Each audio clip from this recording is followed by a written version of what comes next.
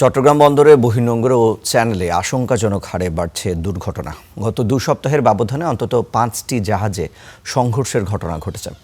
বিশেষজ্ঞরা বলছেন, এল নিনোর প্রভাবে সাগর উত্তাল থাকা, ড্রাফট সংকট এবং চ্যানেল সম্পর্কে নাবিকদের অভিজ্ঞতার অভাবেই ঘটছে এসব দুর্ঘটনা।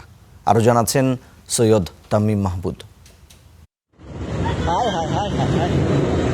সম্প্রতি 33,000 টন ডিজেলবাহী ট্যাঙ্কার এমটি সি স্পাইকের সাথে গমবাহী এমভি সানশাইনের সংঘর্ষে ফুটো হয়ে যায় ইঞ্জিন রুম, ব্ল্যাকআউট হয়ে যায় পুরো জাহাজ। এর কিছুদিন পরই বন্দরের প্রবেশ মুখে স্টিয়ারিং গিয়ার হারায় সিএনসি ইউরেনাস, আর প্রবল স্রোতের টানে নিয়ন্ত্রণ হারিয়ে স্লাগবাহী এমভি আনাস্সা আছড়ে পড়ে পাশের জাহাজে।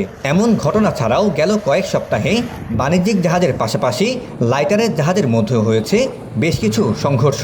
এতে প্রশ্ন উঠেছে বঙ্গোপসাগরের এই প্রবেশপথের নিরাপত্তা নিয়ে।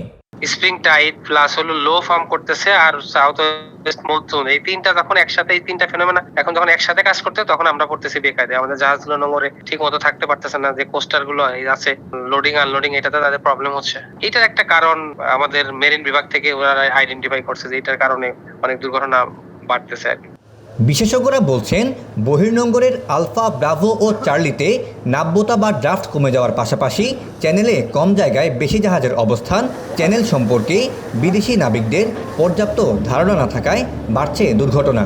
নোঙর প্রসেসিংটা আমাদের রং, কারণ আমরা সঠিকভাবে নোঙর ড্রপ করি না এবং সেটাকে সময় দিয়ে এটাকে আস্তে আস্তে স্ল্যাক করে যে নোঙরটা হোল্ড করতে হয় সেই প্রসেস আমরা যাই না। সিভিয়ারিটি অফ দ্য উইন্ডের কারণে যে আমাদের ম্যানুভারিং সেই দক্ষতার অনেক ঘাটতি আছে।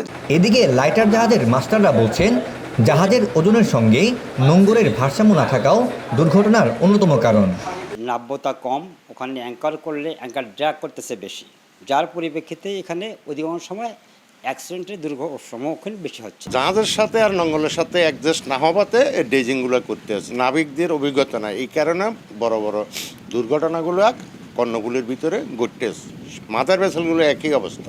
প্রকৃতির পরিবর্তনের সঙ্গে সঙ্গে নাব্যতা সংকট দূর করা, লাইটারগুলো আধুনিকায়ন ও অভিজ্ঞ মাস্টারদের মাধ্যমে পাইলটিং নিশ্চিত করা না গেলে যে কোনো মুহূর্তে বন্দর চ্যানেলে বড় ধরনের বিপদ হতে পারে বলে আশঙ্কা বিশেষজ্ঞদের। Syed Tamim Mahmud, star news, Chittagong.